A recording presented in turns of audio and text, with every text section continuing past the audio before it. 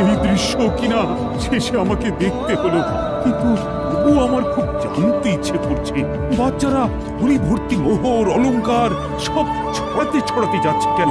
মহারাজ, আর একটা ব্যাপার কি আপনি লক্ষ্য করেছেন?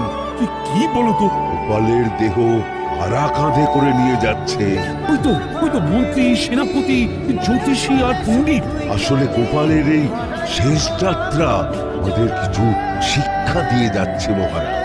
এই যে দেখুন, যারা গোপালকে সহ্য করতে পারত না, এখন এখন তাদেরই কাঁধে গোপাল যাচ্ছে।